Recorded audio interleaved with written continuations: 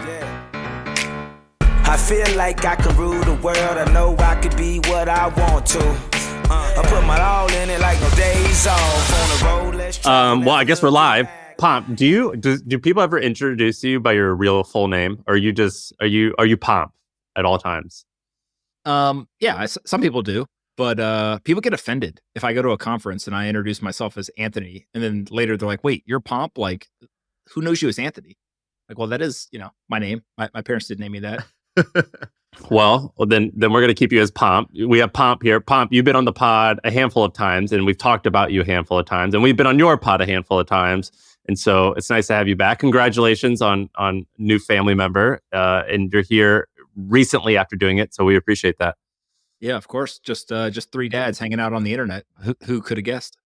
I had a good joke that I didn't get to do the other day when Sam Altman was in the news, and then it's like Jack Altman comes out and says something, and then Max Altman comes out and says something, and then his sister Annie Altman comes out. I'm like, how many fucking Altmans are there? There's more Altmans than Pomplianos now. What's happening here? Because I feel like you have like brothers coming out the woodwork as well. Do you feel that your sibling dominance is threatened in any way by the Altmans right now?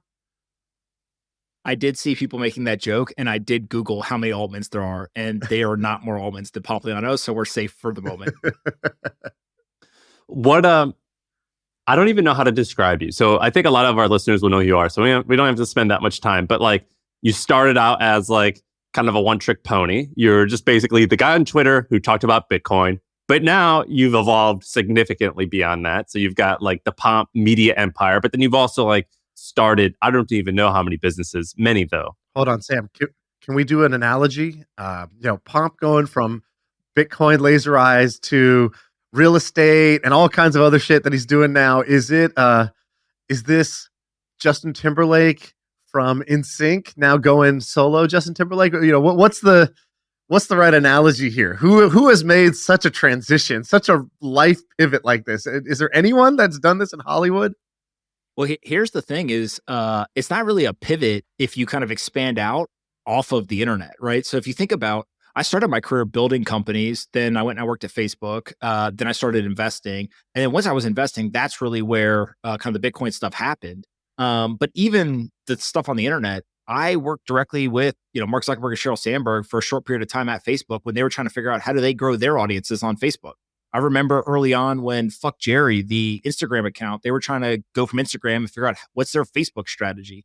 And so the reason why I say that is like, I don't know, think of like a Kim Kardashian. She goes from like sex tape to reality TV star to like entrepreneur, billionaire to now like criminal justice reform to I think she's going to be president of the United States one day. And you look at that and you're like, actually the same thing that makes the sex tape go viral gets you elected to be president today. So like in some ways, it's actually the exact same skill set, just, packaged up in a different way and with different ambitions or aspirations.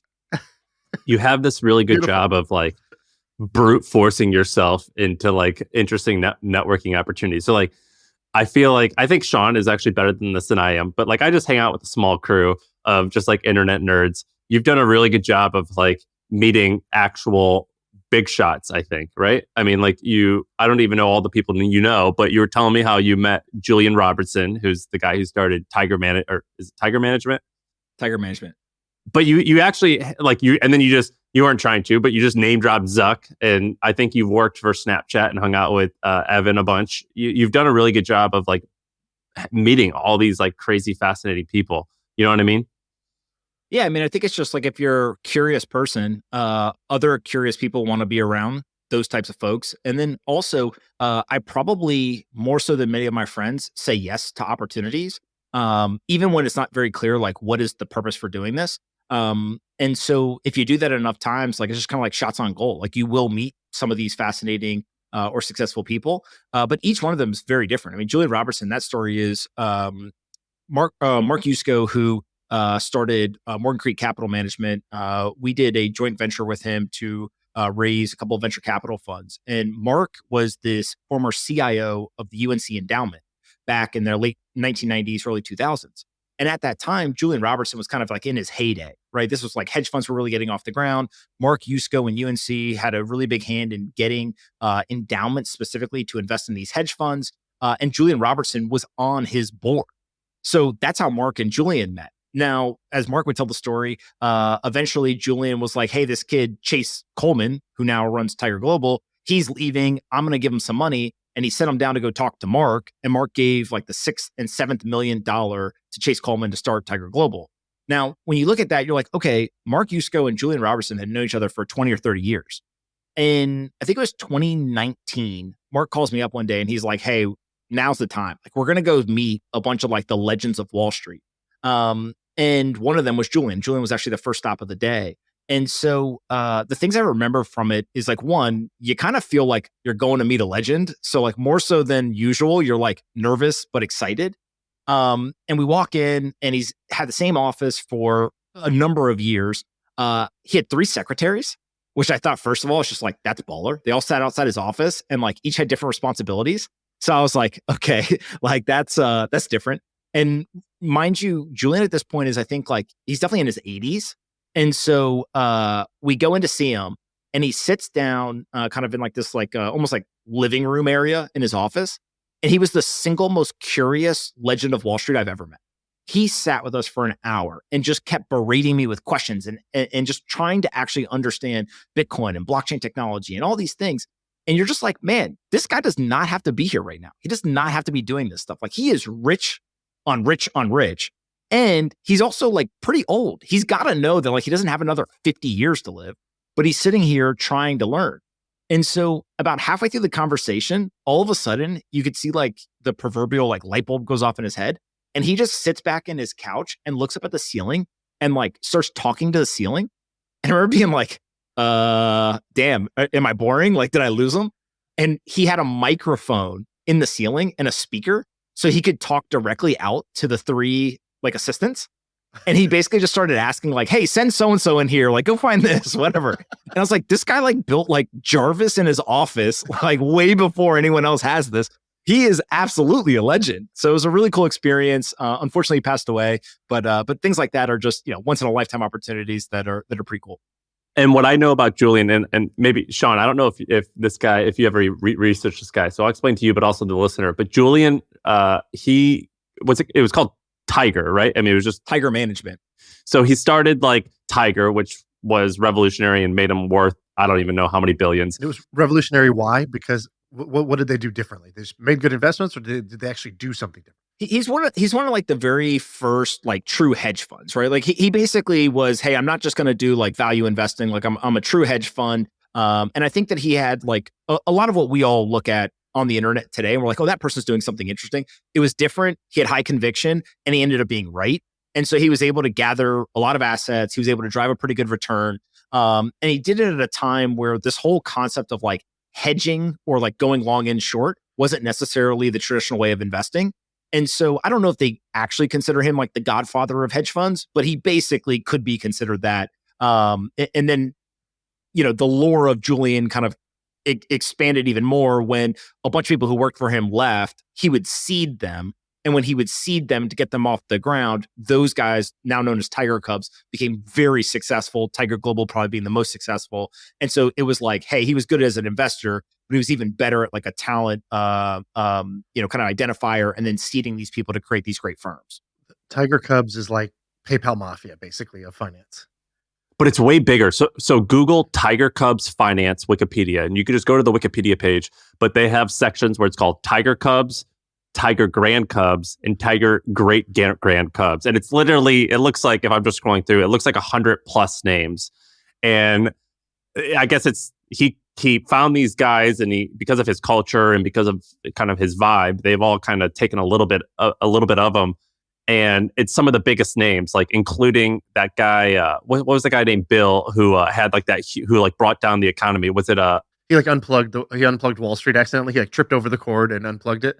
Yeah. He like brought down the economy like through a couple bad bets. And then there's like Chase Coleman, who is worth, I don't know, $20 billion, who has Tiger Man, who what was it called? I'm getting all the names wrong. Tiger. And then you have like Couture. I can't even say these names. These are all names that like. Oh, Juicy Couture. Oh, wow. This guy's prolific, man. He started Gucci. Couture.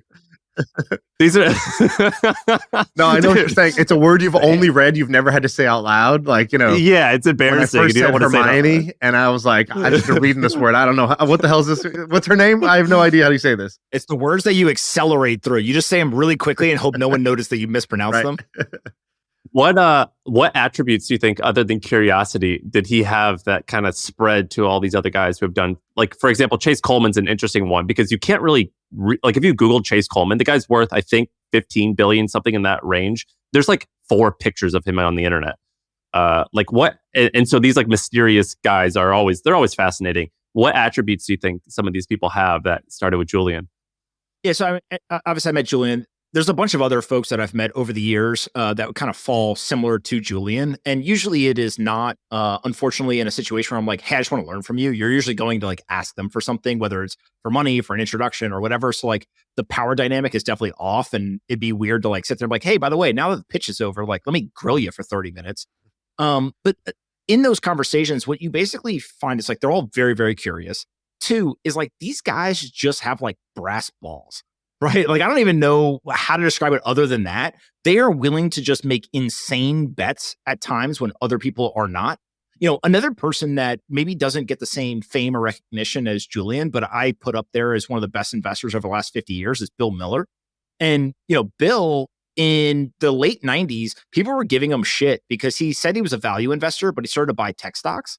And so obviously tech exploded. He was outperforming everybody. There's a book that I recently read where he was the only investor to outperform the S&P 500 for 10 years straight in the 90s.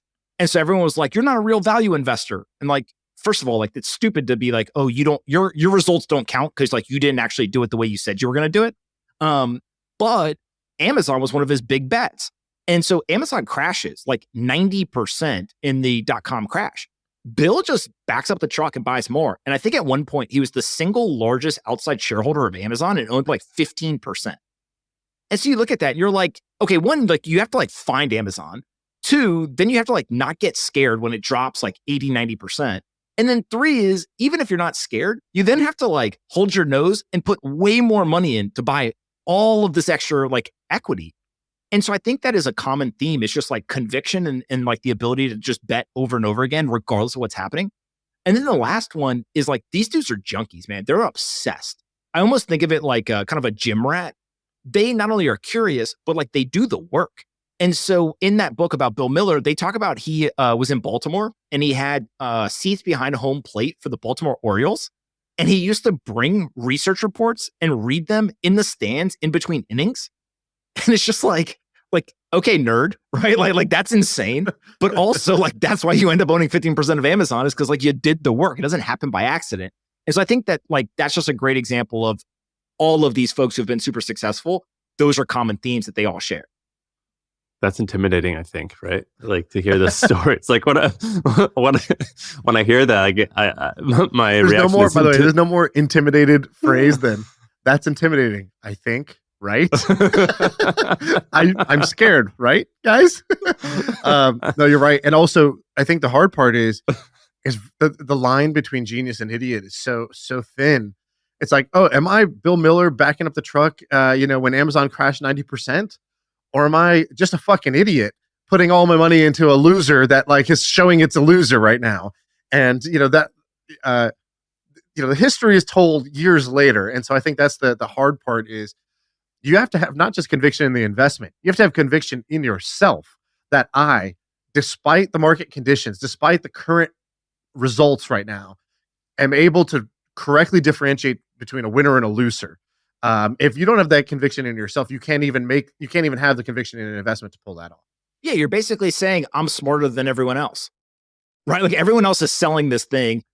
Yeah. And I'm going to go buy it. And like, I mean, again, that's why they call them, kind of like the masters of the universe in the hedge fund world is like the people who end up making a lot of money. They actually seem to be smarter than everyone else. Now, how many of those are there? Well, there's way less than the number of people who claim to be, those masters of the universe. And that's, I think, Shaan, like the difference between the fools and the geniuses. Well, I'll tell a story that's like that. My friend was he's in real estate and he was making his fortune, his early fortune. He was like in his mid 20s, 2006, 2007, and then 2008 happens. and he's gone from zero to $25 million in like 2-3 years. Thinks he's super smart. And 2008 happens, and he described it later. He's like, oh, there was like a tunnel, and everyone was running out. Like there was a fire on the other side of the tunnel, and they were running out, and they were like, "Here, take this." And I was like, "Wow, they're just giving me this. This is amazing. This is this price is fantastic." Is that I just kept marching forward, and everybody else was running away, screaming fire, and handing me their assets on the way out, and yeah, it turns out I should have ran away from the fire because he lost everything in that '08 crash. Now, it's that same, that same feeling would be there at the .com crash. Everybody's yelling fire, running away, selling things for pennies on the dollar. And, the difference, I think, ultimately comes down to, do you, can you tell yourself why you are buying something when everybody else is selling? Do you have a belief in this, right? Like, I heard somebody say once, I had somebody else who made a fortune during the .com crash. And she goes, yeah, it was amazing. Everything was on sale. It was Black Friday. Everything was 80% off. I couldn't believe it. The best companies in the world were 80% off. And I don't know if they were going to return back to where they were then, but I just knew these are still the best companies in the world. And, they're now 80% off. And so, I think that there's, you hear stories on both sides. And I think you just got to be careful that, you don't want to be the guy running into the fire. And how do you differentiate? I think you have to have like some ground truth that you believe that you're willing to stand on, you're willing to lose on, you're willing to look back and say, I'm okay if I'm wrong on this. I'm willing to lose the money I lost if it turns out that this idea was incorrect. But when you guys hear those stories, is this like one of those things where you're watching a UFC fight and you're a little drunk and you're like, I think I could maybe get a lucky punch and compete? You know what I mean? Or do you guys hear this and you're like, I'm just not in the same league, or I don't even want to be? Do you know what I mean? Like, what's your reaction when you hear those stories? I mean, I think it just depends on like this quote unquote circle of competence, right? If you look back, there's only one time in my life where I've had the conviction, felt like I did the work and like really backed up the truck. And that was the Bitcoin stuff. And Bitcoin had gone from 1,000 to 20,000 in 2017. It crashed down to like $3,200. And I went on national television. And I was like, basically, you guys are idiots. Like, this thing is going to come flying back. We're buying, blah, blah, blah, whatever. We actually, one of my favorite memories has kind of gotten like lost in the internet archives is we issued $1 million bet to anyone on Wall Street. And we were like, we'll take Bitcoin. You take any other asset. Like, just pick anything. Over the next 10 years, if you beat us, like, you get $1 million. If Bitcoin outperforms, we get $1 million. And no one took it. And so at some point you're just like, okay, that's enough of a signal that like people may not have conviction, but they also like know the person not to bet against. And I think like that's something in UFC is like, you may look at like a UFC card and you're like, okay, I think I know who's going to win like these 5, matches, but that one match, I think I know who's going to win, but I'm not going to bet against the other person. So I'm gonna like sit that one out. Right. I feel like a lot of times there's that level of conviction across the market. And so Amazon, people knew it was like a pretty good company, but no one had the conviction to buy. Same thing with Bitcoin when it crashed. Like everyone was like, I think this is interesting, but like I don't have the conviction to buy. So really it's less of a leap sometimes than people realize. But again, I've been doing this now for a decade. There's one time I can think of that I was like, oh yeah, I think I actually know something everyone else doesn't. Any other time I've even tried to think that way, I'm like, I'm probably gonna lose all my money. I should just, sit down. Yeah. I think that's a good point. You have to identify that these things shouldn't be like once every month you have this brand new conviction bet. It's like maybe once in a decade that you see something that is so non-consensus, but you believe in. It's also hilarious. Did anybody consider taking you up on that deal? Where they just like somebody walked into Tiger, they're like, sir, Tony Pompliano has offered $1 million bet, and they're like, I don't know, Tony. I'm out on that. Like, did anybody even like? Did it register? Like, what happened? Do you want to know? Like, CNBC wrote an article about it. Like, it was definitely out there, right? But here's the funny part about the whole thing: the people who were even considering it were like all the like fools that just wanted like media coverage. So they were like trying to come up with these like weird, aspects of the deal. They're like, okay, I'll take your bet, but we have to take the return divided by 2, times it by like the number of times I jump on my head, and then also I get a multiply. And we're just like, dude, you're way too smart for us, obviously. Like, we just want a straight up bet. If you're interested in that, let us know. Yeah. Also, they could have perfectly hedged that bet, I think, if they just bought Bitcoin in addition to making the bet, right? So, like, Yeah, I like to think we issued the bet before the smart people started paying attention. So like, we were good, or somebody would have figured out how to definitely beat us on were it. you inspired by the Warren Buffett $1 million S&P 500 bet? Is that where you took inspo Of from? course. I think that was one of the smartest things that he's done. Like Buffett's interesting because a lot of the advice that he gives, I think, is pretty solid. Circle of competence being one. Kind of value investing, like all these things that we're kind of talking about here. I think very much draws back to Buffett, and then obviously Graham and Dodd and all these guys. But he also is like a master marketer. Like Warren Buffett was the original finance influencer. Right. And I've joked a million times that if he was today, Buffett in his 30s, he'd have a Substack, a Twitter account, a podcast. He'd be streaming on TikTok, like doing all this stuff. And so he understood how to like leverage the tools he had at the time with the media. And so he didn't need to do it. But a way to really continue to drive like the lore of Warren Buffett is like issue the bet and say no hedge fund manager can beat the S&P over like a decade or whatever. We just talked about in the 90s, only Bill Miller did it. Right. So it's very hard. There was like a period where I remember I was like beating myself up, even over this podcast, where I was like, am I going to be a content creator or am I going to be a businessman who actually does the damn thing? And I started reading, I read a lot of biographies, and I actually started thinking about it differently. And you realize that a lot of these great people, whether in business or not, they actually had newsletters. And I remember, what's the guy's name? Chamath like recently came out with like a newsletter. And I remember thinking like, why the hell does this guy need to do this? Why is he doing this paid newsletter? But then, like Warren Buffett, his annual letters were basically newsletters. I mean, he wrote them as such. And then, like, I remember reading about like Ben Franklin. Ben Franklin had a newspaper, and he actually wrote constantly about this. I'm reading about George Washington. George Washington constantly wrote editorials. Or Bill Ackman does this, where he uses Twitter now, but before that, he had some other things. And I remember thinking like, no, actually, like some of these greats who are great business people also are content producers. Maybe that's not their income source, but they really are like wonderful content people. You know what I'm talking about? Well, I like how you just used content producer. Content producer is nice. That's better than content creator, which is better than influencer. Actually, I think that's all that we need, guys, is like you just laid out, you're like, do I want to be a content creator, like an influencer, or a businessman? And I think we actually just need to be content man. Like, I think we just need to level up the phrase so that we don't sound like little bitches when we, it's like, oh, I'm a content creator who tweets all day. It's like, no. You're a businessman. I'm a content man. We're just a couple of men, couple of producers. Well, I remember one time we had this guest on, and Shaan asked this particular guest created courses. And Shaan said something where Shaan goes, I create courses too. And sometimes I feel like a fraud. Because if I'm so good at this, instead of teaching it, I should just go and do it. And I thought that was a really good question. And this question really offended this person. But Shaan, you didn't mean it to offend this person. And so I didn't think that they should have been upset. But I also had that same, like, I'm like, well, am I a fraud? But then you start thinking about it. Well, Warren Buffett actually taught a Dale Carnegie course. He actually also taught a finance course. I forget at which university. But it's actually common that some of these people are teaching, are creating, and that has kind of helped me like feel like less embarrassed sometimes about what I do. I think that you can go through tons of entrepreneurs, you can go through tons of kind of financial managers. This is very, very common, and there's a question of if you can't teach it, do you actually understand it? Right? Like it's almost like a flip side to it. But if you really kind of just zoom out, you're like, okay, what is all this content stuff? I've been there, right? People would be like, oh, he has a podcast.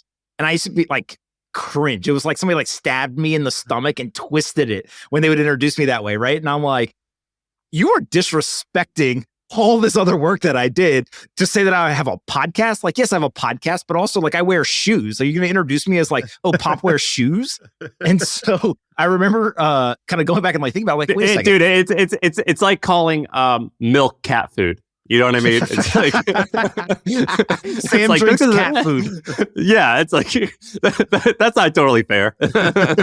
So what you eventually realize is like, it's just marketing, right? At the end of the day, like it really is just marketing. And whether it's Twitter, whether it's podcasts, whatever, the people who tend to be good at it don't think of it and like sit down and like create a marketing calendar. Like, I don't know, they're like taking a poop and they pull out their phone and they start tweeting like random things and like they go viral, right? At the end of the day, it's just marketing. And so in some weird way, maybe we all shouldn't like be ashamed or cringe when people say that stuff. Like if you're better known for how good you are at marketing, like maybe that's actually telling you something, right? And so I think it's, we all have that as almost like a, something that eats at us or is like an insecurity, but whatever, who cares? Like if they could do it, they'd do it themselves. Yeah. And to clarify, Sam, I never said fraud. Fraud means one thing. I said, I feel like a little bitch when I do courses. And there's a big difference. Fraud means you're misrepresenting yourself. A little bitch means you're representing yourself as a little bitch. And you have to ask yourself, is that accurate or is that not accurate? And yeah, that's how I felt sometimes. I felt like a little bitch for doing courses when it's like, should I be doing something else with my time? I like to teach, but maybe that's like, not the best use of time. Sorry, I paraphrased that incorrectly. I was trying. I actually think I made you sound better, but I'll be honest. I'd rather be honest. Okay, Pomp, you brought some ideas for us. You know that this is the Idea Podcast. You brought some ideas. Let's rattle them off. So, start with number one. What ideas and trends or opportunities do you see right now in the market?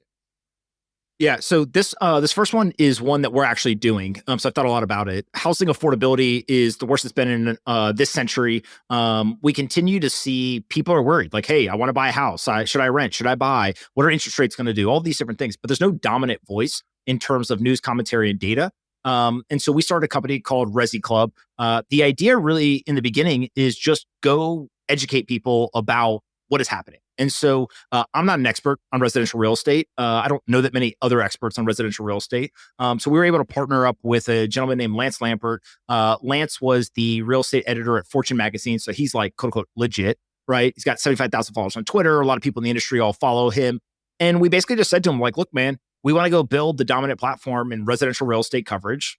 Why don't we do it together? We know how to scale things. We know how to grow this stuff and monetize. You know the content. You are the expert. And so let's partner up. And so we've gone ahead. We've got started. It's about 2 months old. And, I love these types of businesses because they kind of look stupid almost in the beginning. They're like, oh, you guys just like created a newsletter. Like, yeah, that's exactly what we did. And then it turns into like a media site. And then it turns into a data product. And then like, I don't know, 10 years from now, are we going to have the information where we can go and seed like, general contractors in different markets to actually build affordable housing? Like maybe. And so you start with this small little thing that you can build profitably and you don't have to raise money or kind of do anything where there's these, huge expectations. But as you grow the business, you can increase your ambition over time. And so I think a lot of people start with like massive ambition, like let's go to Mars. And sure, there are some companies where that definitely makes sense. But for businesses like this, it's just like, hey, there's a problem in around housing affordability. A lot of people aren't talking about it. We should have more people talking about it. And then we'll figure out how big it can get and how ambitious we can be over time. But we kind of earn the right to go do that. And so that's what we're doing. How much did you fund it with? Way less than people would think. We were profitable within the first month. And so we actually wouldn't have even need to put money into the bank account. But I think we put $100,000 to get started and never touched it because basically, within the first week we were profitable. And the market for this is it brokers, real estate agents that want to pay for this, or are you looking at investors, or is it the average person who might be, on Zillow looking for a home? Yeah. So the beauty of residential real estate is it's the largest asset class in the world, but none of us who are like, oh, we're so smart. We're like business people. We're finance people. We have podcasts. We never think about residential real estate as like the largest asset class in the world. We're like, oh, stocks or crypto or bonds or whatever. And so what you end up getting is it's a very niche thing in that it's residential real estate, but it's a very big thing in that it's the largest asset class in the world. And so what that involves is home builders. It involves real estate agents. It involves people who want to buy or sell homes. It involves people who are doing mortgages, like lenders, et cetera. So there's like huge kind of ecosystem of folks who all need to be aware of what's happening in this industry. And so it's one of these great businesses where it's like small and specific, but also large and broad at the same time. And I think you're doing it wise. So I'm looking at your paywall and you're saying that Like basically you get access to a regional housing tracker data, like some type of data set. I think that's smart. Was it just Lance? Because it looks like Lance is doing all of the writing. Is he also somehow aggregating all of this data as well? So Lance is think of him as like the editor in chief. Like this guy is lights out, right? And so as soon as he was like interested, I was like, oh, what do we need to do? How do we like run through brick walls to like get to work with you? So it's very much like go find partners that you like look up to and want to learn from, etc. And he does all of the content today. Eventually there will be an entire team. But I think one of the big lessons that I've learned over the last 5 or 6 years of kind of like playing on the internet and building these businesses is you just don't need that much. And yes, we have an advantage. I've got a big audience, right? Lance's been doing this for a long time and really understands how to create content and kind of write articles and interview people, etc. But at the end of the day, we've now created multiple businesses like this where we start with like 2 or 3 people and you can run for 6 or 12 months and get them profitable with serious cash flow. And then you start to hire a team, salespeople, other editorial folks, etc. Can I give you a critique? Yeah. I think this is awesome. I love The Real Deal, which is a real estate blog. Your premium plan is $150 a year. That is so stupid, man. Why aren't you charging way more? It's so hard to do stuff on $150 a year. Yeah, we so eventually hard. will. Like for sure, we'll increase the price. But if you think about a lot of times, like even I'll give you another example. So Barry at Times is a kind of daily news for tech, business, and finance, and started as an email. And when you're building these businesses, you basically have a choice. You can like have a high CPM and be okay with not selling out 100% of the ads sometimes, or you can have a lower CPM and just sell out the ads. I tend to always go for like, let's sell out all of the ad inventory and build the muscle of being able to do it. And you can always raise prices later. Same thing here with the subscription for Resi Club is starting at $150. It's like, if you're interested in this and we're actually creating something valuable, there is zero friction for you paying $150 a year. Over time, we will increase the price, but that's much better and gives us a better signal than let's say we came out with like $1,000 a year and people are like, man, this is valuable, but it's not worth $1,000. At least now we know, okay, we have something that people want. It's helpful to them. They're not churning. And now we got to go and do price discovery over the next 12 months or so. And we'll figure out what that price point is. But I'd rather start with a lower price, make sure we've got the right product, and then raise prices later. I like this idea a lot. I think it's a really good idea. This is like a $50 to $100 million win bootstrapped. I think it's going to be great. Maybe more, but like I think that's a very realistic outcome from this. But I got to ask you, it's interesting to see ideas when you're at the end of the idea maze, meaning like you figure out like, oh, this is the opportunity we should go with. You're a guy who's got 1,000 different opportunities, 1,000 different ideas of what you could go do. Can you walk me through the idea maze? How did you land at this? And like, what were the kind of like other paths that you considered? And, like, for example, this is residential. Why not commercial? Should it even be real estate or should it be finance? Because actually you have a good foothold in finance. And I'm sure we haven't talked about this, but I am sure that there was a little bit of a walk down an idea maze looking for, oh, wait, what is the real opportunity here? And then it all starts to come together. You get the right operator, you figure out the right idea, the right brand, then you go for it. 100%. So this one's actually a great one to talk about this because we actually, I would call it like a false start. We had partnered with somebody else who they were not in residential real estate. The way that they cut the market was by geography. And so they were very focused on South Florida. And so it was like, okay, we think that there's a massive business to build that content first that eventually leads to kind of data products that is in the real estate market. And when we got started, we didn't know a lot of people, right? And so I went around, I talked to a couple of people. I found someone, I said, hey, they do really good work. It was a person I really enjoyed kind of working with and talking to on a day-to-day basis. And so we got started, but it was very much like small geography, all about South Florida. And then the idea was like, we'll go to like Tampa, and then we'll go to like Orlando, and then we'll go to Atlanta, and then we'll like just go through these geographies. And it didn't work for a whole bunch of different reasons. Probably some of it was our fault. Some of it was the other person was, very focused on like what they wanted to do in terms of the content that they had already been creating. And so we kind of just were like, hey, this isn't this like explosive thing. The market isn't like pulling this into existence. And so like, rather than bang our heads against the wall for the next 10 years together, like you had a great thing going before we came along and tried to convince you to do this with us. Like, why don't you just keep doing that thing? I don't want to like, hinder your success and your growth. And then we'll like go back to the drawing board. And so that's the second attempt was with this Resi Club. And so you're right that like, one, there's an idea maze, but also I think a lot of people don't realize how often there's false starts to these businesses. Nikita Bier, who is, I think, friends of all of ours, he's talked about this a bunch with consumer social apps. He's like, product market fit is not a single metric. Like, you just know, right? It's like everything's exploding and you obviously have product market fit. But in both of the apps, TBH and Gas, that he launched and eventually sold to Facebook and then to Discord, I think he's publicly described many times, he would launch it, it wouldn't hit. They would go back, like make a couple changes, like launch it again. And sometimes he would launch like 5, 6, 7, 8, 9, 10 times. And then eventually there was the right combination of all these things that work. And so there's two ways to do entrepreneurship. One is like, I'm going to bend the world to my will. And like, here's the thing that's going to work regardless of what the market tells me. I'm going to make it happen.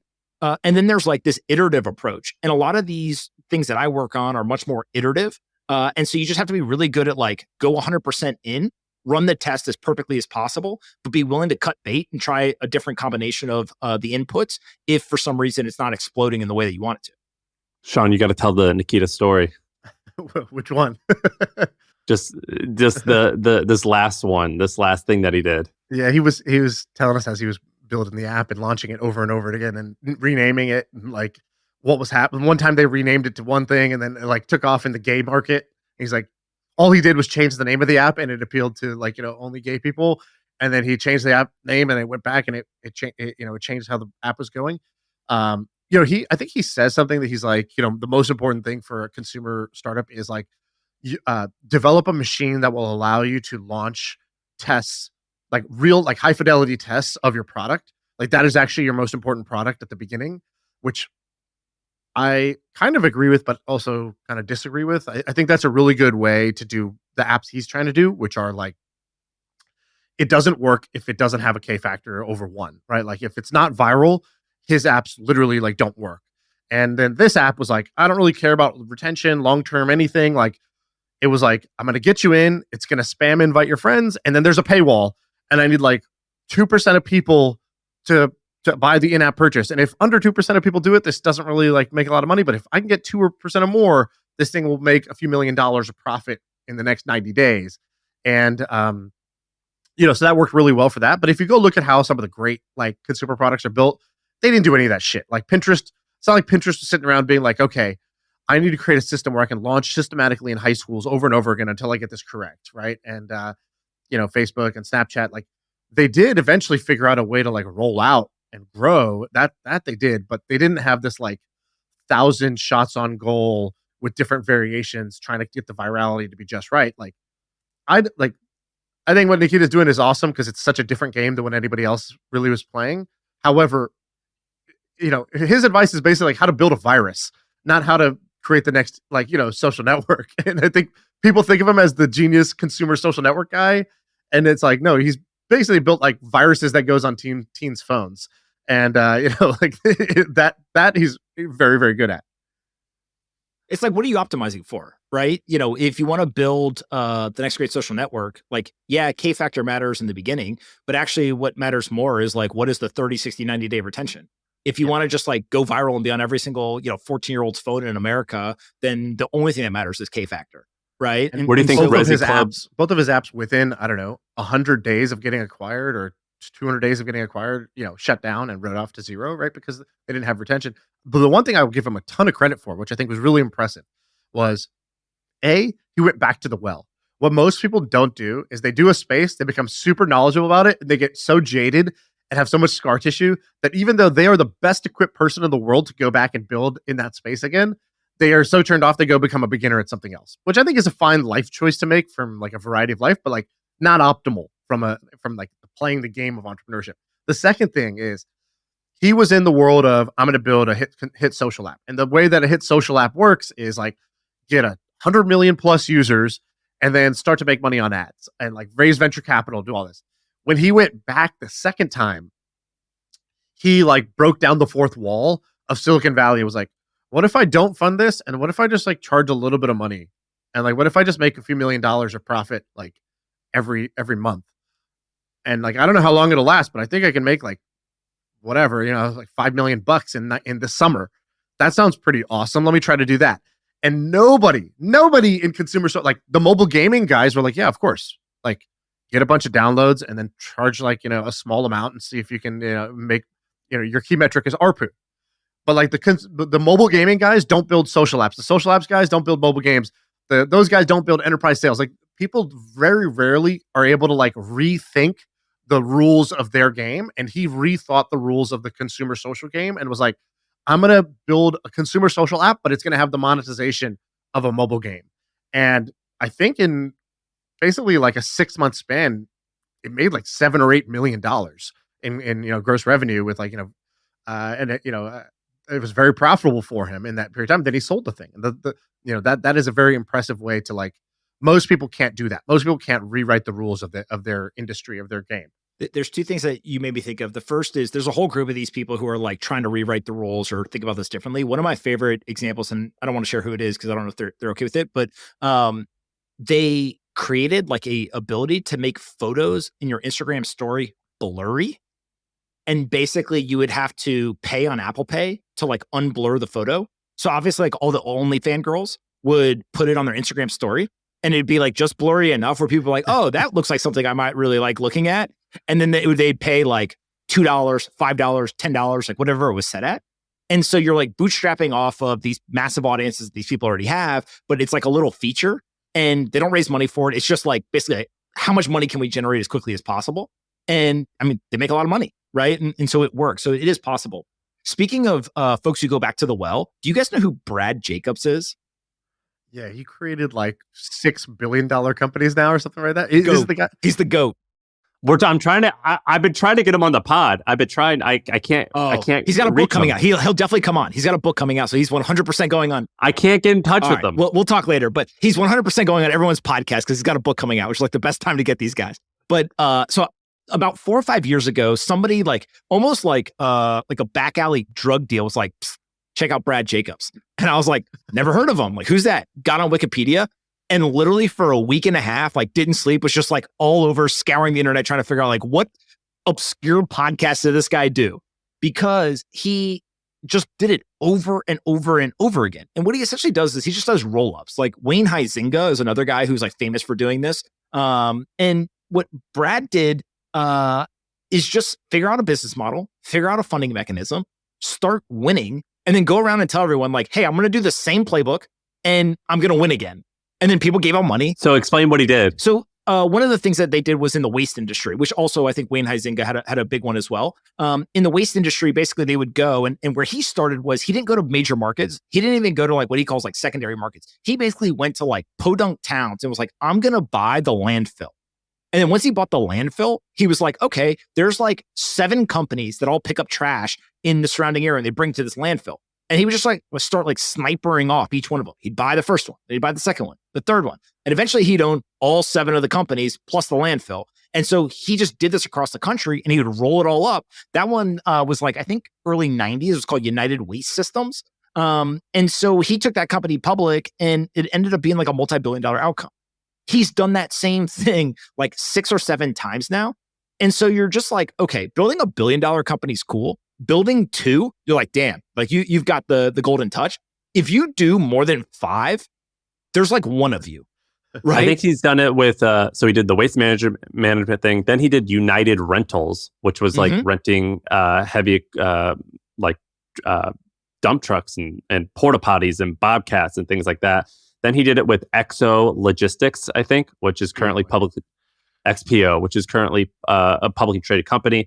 And I think he did it 2 or 3 other times. I mean, he's done it many, many times. I think his book is called How to Make $1 Billion or something like that. Like it's a pretty baller title. He's like, and if I'm not coming on my first million. Quite literally beneath me.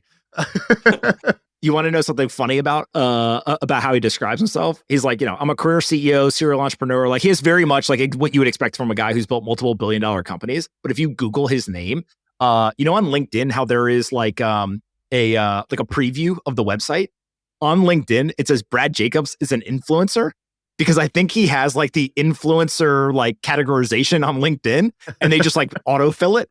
But it's like the classic, imagine telling Brad Jacobs like, you're not really like a multi-billion-dollar entrepreneur. You're just an influencer. He'd like blow a gasket. Yeah, that's so true. That's what it says. His first top link on Google, Brad Jacobs is an influencer, period. Got him. Like, stop disrespecting that man. The reason he's cool is like, okay, so he lives in Greenwich, Connecticut. He wears like a suit and tie most of the time. He looks like a suit. And I'm sure he's very professional and a wonderful CEO. But if you actually like listen to some of the things he says, he's way more entrepreneurial than like his picture looks. You know what I mean? Like he's got that artist vibe a little bit. The guy's special. He's very fascinating. But before his book came out or is coming out, he's been really under the radar for how successful he is. He's a really fascinating person. Yeah.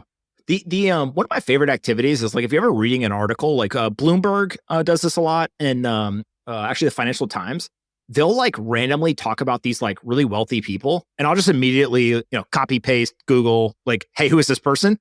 And recently I did it, and let me see if I can find this guy's name real quick, because it was like one of these things where as soon as you go down the rabbit hole, you're like, wow, this is like a whole different game. What is this dude's name? Oh, here you go. Benny Steinmetz.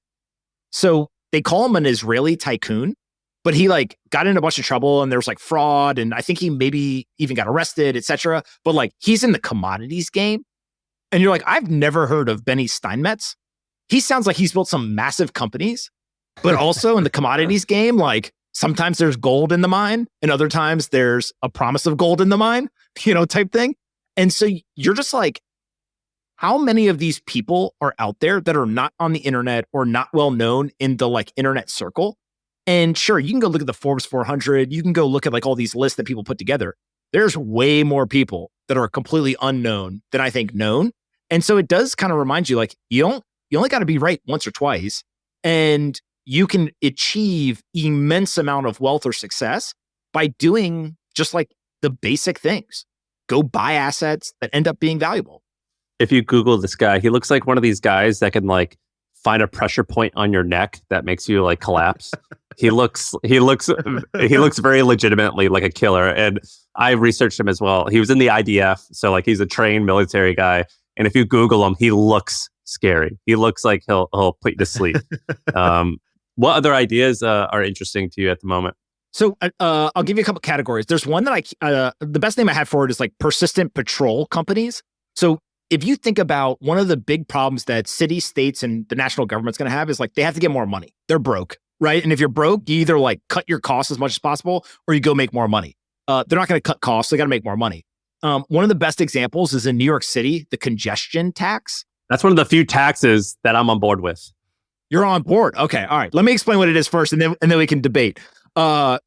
The way it works is like, I don't know, 9 to 5, Monday through Friday. If you drive from like outside of Lower Manhattan into Lower Manhattan, they charge you like $20. Like it's a pretty large tax every single day. So it only is charged one time, but you can imagine all the cars that are driving from above 59th Street, below 59th Street, between 9 to 5, Monday through Friday, and they're getting hit with this $20 tax. It's a way for the city to raise more money, get more income. It's called a congestion tax. It's the first one in the United States, but this has been happening in Europe and other places for quite a while. So it's not a new concept. It's just new to America. They're also considering charging people like $1,000 a month or something really high in order to own a car in the city. There's all kinds of ideas because it all comes back to this thing, like they need more money, right? They're broke. And over the last couple of years in cities like New York, people who were paying a lot in taxes, they left. Like there's the infamous story of David Tepper. He was in New Jersey and he was responsible for 3% of the state's budget in the taxes he personally paid. And he moved to Florida. And there's all these articles that were like, the state of New Jersey is going to go broke because David Tepper is moving. And so I think it was for like some sort of family medical situation. He moved for a couple of years. When he moved back, the way the story goes is that he called up the state treasurer and was like, yo, you got 120 million coming to you next year. Like, put it into your budget. I'm back, right? baby. So like wealthy people, yeah, it's New Jersey. It's not like it's like North Dakota, right? It's like the state of New Jersey was dependent on this guy for material percentage of their state budget. So wealthy people have been moving. So my idea is like, well, how are they going to get more revenue? Right now, a lot of revenue is derived from like parking tickets or like stupid things where they have humans walking around trying to like catch people doing things they're not supposed to be doing. So I think there's going to be an entire rise of businesses that just use computer vision to do the same thing. Like anything that can be automated will be automated rather than have humans with their lazy eyes walking around, just have computers that constantly monitor it. So parking tickets is an easy one. fire marshals. Like, how many times have you gone to an event and it's like, fire marshal says 220 people can be here. You're like, I think there's 1,000 people in this room right now, right? So like, they can just automate. Okay, you get hit with a $500 fine every single time at this event venue, etc. Elevators, like you can just go through this and see over and over again that computer vision will just become like the persistent eye. It's scary. Like, I don't like the idea of this, but I do think someone's going to build this technology and it's not going to be the government. And so we're likely to see a huge rise of these businesses that use what is pretty like standard technology at this point to just like count the number of humans walking into a building and stay on top of it so that the government can generate more revenue. Well, there's also like in LA, don't they have the mansion tax, right? Like it's like, oh, if you sell a home for more than $5 million, there's just like, here's a new tax. And they're like, what are these people? New York has it too. Live in small homes. Like they'll never do it. They'll never downsize. Like, we got them. We can charge literally anything we want and they're still going to pay it. I kind of agree with you that getting this revenue stream is going to be important. Obviously, I hate the idea of the like persistent patrol computers basically finding you for taking every misstep. But I think the root thing you're talking about, like how do you help governments make more money, is going to be a business opportunity, because you're right, they do need it. There's a competition right now between taxes and tipping. Like when you go to the coffee shop, there's literally going to be a competition between is on the bill, if it's itemized, does the government get more money out of the bill or does the tipping? Because we've become this like tipping society where somebody like pours a coffee and they're like, that'll be 15% on top of the bill. And so if the government continues to increase sales tax, like very much these bills are going to get inflated because it's just everyone's got more hands in the cookie jar. So Shaan, New York has a mansions tax. Do you want to know what the threshold is in order to pay it? No, what is it? All right. So keep in mind, I think the average sale of a New York home is like $800,000. The mansion tax starts at $1 million. So basically, so like you have a second bedroom mansion.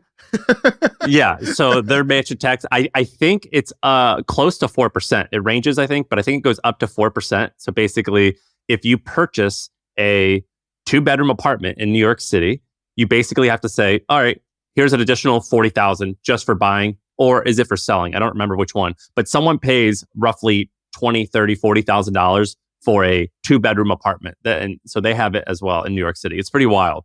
I mean, that's like a $5,000 mortgage payment, right? Like if you're like, hey, I don't want to pay $7,000, $8,000 for a 2-bedroom, I'm going to instead buy, and I'm going to have to pay $4,500 or $5,000 with 8% interest rates on my mortgage, like $1 million. Like, yeah, that you're getting hit with the mansion tax. It's pretty wild. But yeah, New York has that. New York gets you in so many different ways. It's a very challenging place to live because of that. You live in New York, right?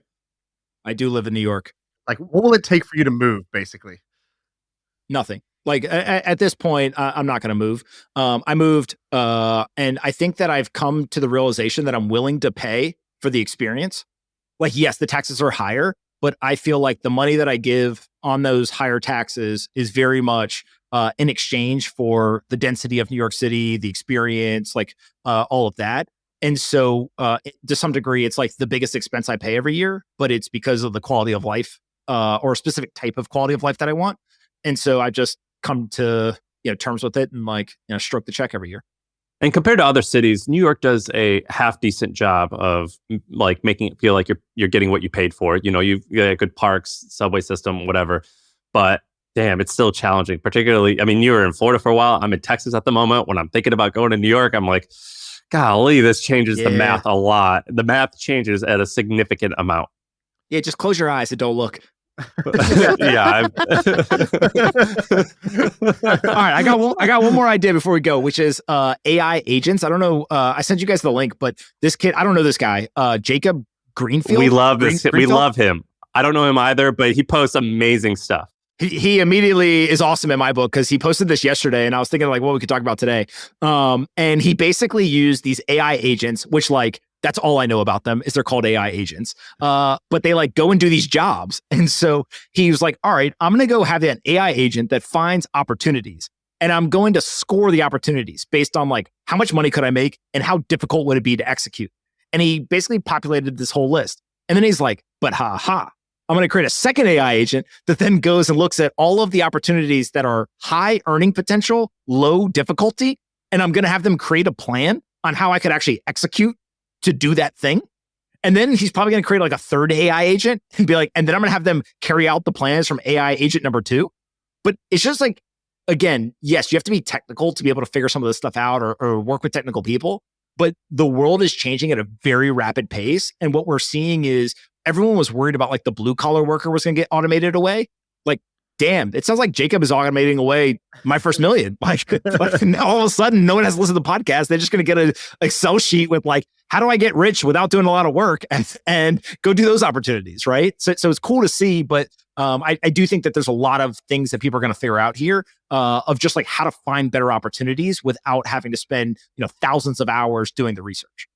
This is awesome. This tweet is awesome. I'm looking at it now. This is very good. They are awesome, but also like okay, I like I think it's like one of these things where like the demo shows you what's possible, but the demo is not like usable.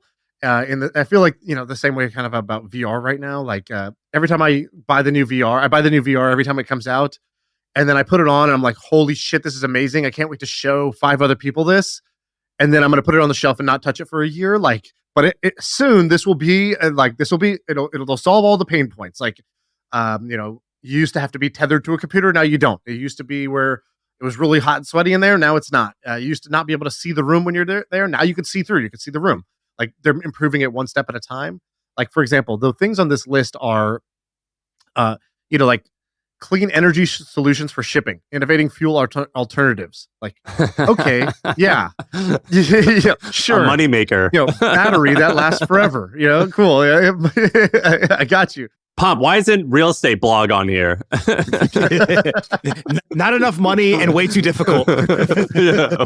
Where's real estate blog? It didn't make the top 30. So I think the idea of this is really cool, but in practice, like if somebody sat down and was like, great, I'm going to do that thing. I'm going to go use that thing to make it happen. I don't think any of it's like usable at this point. I will give you one example that I think is usable. So I think somebody could do this right now. I think somebody who wants to play a different game could go play this game. Upwork has like, I don't know, $3 or $4 billion of GMV every year of people basically paying for tasks that get done on Upwork. And I'm pretty sure a huge number of Upwork tasks and Fiverr tasks are automatable right now. Or like maybe they're not 100% automated, but like you could take that same person, use AI, use technology in order to be like 10x your output, 5x your output. So you get just like better leverage, operational leverage. I think if somebody combined private equity and AI, you could go roll up and buy the top profiles on Upwork and Fiverr. So you basically buy the search juice that these guys have so that they're going to get the top, logo design. You're going to go get the top jobs because you're the number 1 rank because you were there since 2013 on Fiverr or whatever. And I think you could go buy all of those and then you could put them all under one roof and be like, that's wild. We're going to use AI to fulfill a huge number of these. And you could make a lot of money because those little properties on top of Fiverr, on top of Upwork, those are valuable rental properties, essentially. They go get income every month, but now you have a way to get more margin out of that rental income. So I think already you could buy them at a good price because nobody else is really buying those. But on top of that, you could probably get some more operational leverage out of it. This was the whole idea that like Thrasio and other Amazon aggregators had, was they were going to like go buy up a bunch of Amazon stores. And I know somebody who financed a lot of them. And his thesis was like, if you're the first search result for a very popular product, that is like real estate. And so it's like location, like you are the first search result. And so you'll constantly get traffic. Obviously there's platform risk if there's some sort of algorithm change or whatever, but they were able to kind of model out that risk. The hard part is like you're dealing in physical goods on Amazon. And what you're talking about is like, you're basically just dealing with software. And so there is 100% somebody, some obscure place in the world who is like the best Fiverr logo designer right now. And they are just like a mid-journey, like power user. Yeah. Right. And so it's like, okay, I used to be able to design X number of logos per month. Now I can do 100X that. And you want to give me feedback? No problem. I'll just change the prompt to make it exactly what you want. And I can do it in, 1/100th of the time. Yeah, like that sounds awesome to that person. And frankly, like that's how the world should work. Like you should pay the same for the result because you're buying the result, not the amount of work. And like that person after having figured out how to do it is going to be financially rewarded. Like we want that financial or economic system to be exactly how business works. Do you, of all these companies that you're working on, how much time are you allocating to each one? How many businesses do you have now? I don't know how many, but let's just call it like around 10. I think of it kind of like a 2x2 matrix to some degree. There are some businesses that are young and need lots of time. And then there are a lot of companies that are older and don't need as much time. The only thing that changes between those two things is like fires, right? So it's like, if you look at my day, it is mostly distributed to the companies that are just getting off the ground. We're trying to figure out how to build momentum. We're trying to get to profitability. We're trying to like figure out the first couple of hires. We're trying to like make sure we've got the product correct, like all those types of things. And then maybe 20%, 15% of my day is like, oh, we just lost a big customer, or there's some like fire to put out with one of the companies that's already pretty mature. But after the first, I don't know, 6 months, like the company works or it doesn't. And if it works, then actually I'm probably doing the company a disservice if I'm like still meddling in the day-to-day like decision-making and leadership of the business. We have somebody who runs the company, like they should be the ones to sink or swim. And I think they appreciate the autonomy to just go do it themselves without, having me like micromanage them over their shoulder. The only thing that I do is every week I get a weekly update. And frankly, like I read them, I give a little bit of feedback here and there, but it's more so for the people who run the company because it forces them just to write down, what did we get done this week? And no one, including myself, ever wants to send an update. It's like, we got nothing done. So that's really the only thing that's like persistent week in, week out, regardless of the age of the business. How are you balancing the two things of like buy versus build? So I think Shaan and Andrew Wilkinson, they're toying around with the idea of buying parts of companies or wholly owning companies that they buy, as well as focus of, well, these one or two things could have outsized returns. I should only do those. Yeah. So buying versus build is like really interesting. I've gone back and forth over the years. Like we've bought a couple of businesses, not a lot, but a few. And then we've obviously built a number of them. And, there's a sector right now that I'm looking at. It's in the media space. It's a very specific type of audience. I think that it's kind of a unique thing. I'm not usually big on like ideas are valuable. This to me is just like, we understand something about an audience that most other people haven't yet discovered. And so we think that it could be interesting to go after. There's two players in the market that are well known in that industry. Again, it's a niche, but also like very big. And both players, you'd probably have to pay like over $100 million to buy them in kind of total cost. And you probably can't buy a minority stake.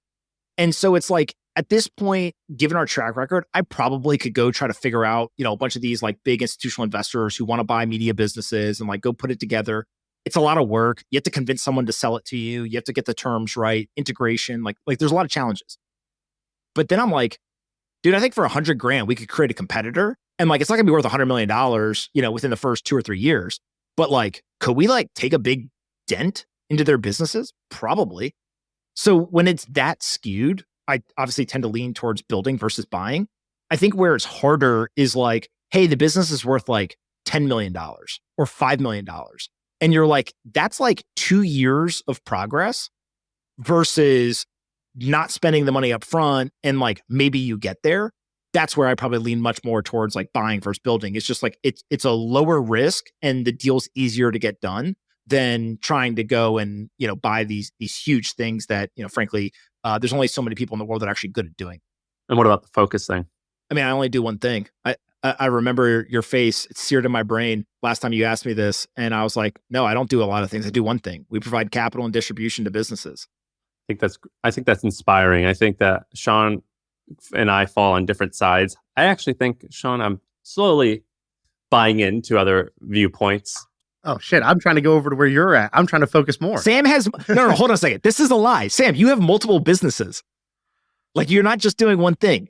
Although you think of like, I don't know, Airbnb short-term rental, right? Like you built that out. Like that's a project that you were working on, right? At the same time, you were getting Hampton off the ground, right? Like there's all these things where sometimes it's not like, okay, I'm going to raise money and go build this big business. It could just be like projects, but you're constantly doing multiple things. I call them hobbies. So I have a 40-hour-a-week thing, which is actually so I'm disproving my own point. It's actually podcasting and Hampton.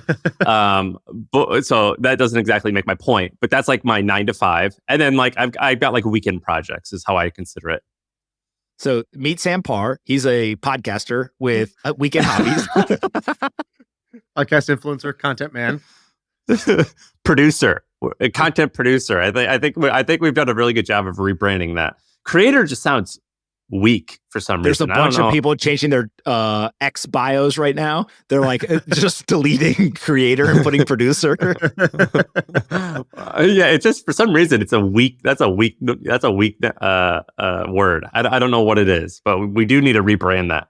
Well, it bulks you in with everybody else. That's the problem. Like it's like, oh no, I'm not like them. No. That guy's just unemployed.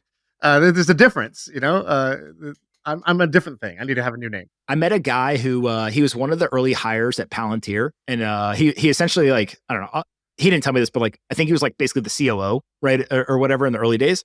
And he was like, yeah, one of the cool things about the culture is like you kind of like jointly with your boss made up your title, and so his was like risk identifier and destroyer.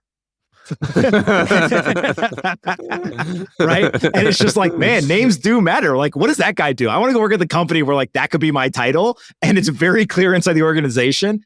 What the president does at different companies may be different, but the guy whose title is like risk identifier and destroyer is 100% focused on risk. And so same thing, like content creator, like maybe it's the wrong name and just change the name. And then all of a sudden everyone's really excited about it. Chamath has a good story about this. He says when he was at Facebook, they were trying to hire like, you know, some PhD level, math and stats guy. And they were like, cool, like you can come be a data analyst. He's like, I don't want to be a data analyst. I'm going to go get my PhD instead. He's like, I don't know. Did I say data analyst? Data scientist. We have a new field called data science. And you're one of the first to be a data scientist on Earth. And he's like, yeah, I invented the tag data science. And then now it's like, you know, a whole like prestigious job title in Silicon Valley is data science. Is that story true? That's a hard story to believe. You think that's true? Yeah, I believe it. I don't know. I have no reason not to believe it. I did. I love those guys so much on the All In podcast, but I was laughing that people were giving them shit about the using Scaramucci as a measuring stick. You guys see this? Yeah. No, what's that? Like Scaramucci was the White House communications director for 11 days, I think. Right? I mean, like the infamous photo, he's got the sunglasses on with the finger guns, like probably one of the greatest stints in the White House of all time. So people always tweet at Scaramucci, like when like Emmett Shear was the CEO of OpenAI for like 48 hours. They're like, hey, how many Scaramuccis did he last? And Scaramucci will like calculate like, 0.2 or whatever. And so the All In guys, they had been saying it for a while and they were like, yeah, we invented that. They were like on Twitter, they're like, give us credit if you're going to use it. And then the community. Well, the internet loves to hate on those guys if you're not in like the tech industry. So they were like waiting for them to say something. And of course, they all started pulling up like articles and whatever. And I'm like, man, this is like peak internet, right? Is like somebody wants credit for a term that no one's really clear where it came from. And then a bunch of people who don't like that person wants to critique them and yell and scream and like go do a bunch of work to disprove them. I was like, we are all wasting our time. We should just get off the internet and like go do productive things. But it's kind of like when I say MFM, we get credit for making Andrew Huberman and Brian Johnson famous, the longevity guy, according to us. Yeah, you're welcome, world. I actually think that Kim Kardashian's famous because of you guys. Didn't one of you tweet about her early on? Yeah, it's like, you ever heard of Rob Dyrdek? You're welcome. The first one to watch her work, I think. Yeah, it's great. Pomp, thanks for doing this, man. We love hanging out with you. Absolutely. I appreciate you guys very much. Can I plug one thing before I leave? Yeah. We have a job board. It's called dreamstartupjob.com. It used to be called Pomp Crypto Jobs. It was just crypto. We've now expanded it to be crypto and everything else. We've helped 3 people a day on average for now over 2 years get a new job. And so there's 10,000 open roles on there. If you want to get a job at your dream startup, you should go to dreamstartupjob.com and check it out. All right, appreciate it. Looks good. I remember what it used to be. I think this is a smart move. We'll figure it out. I appreciate you, fellas. Good to see you, man. That's the pod. I feel like I can rule the world. I know I could be what I want to. I put my all in it like no days off. On the road, let's travel, never looking back.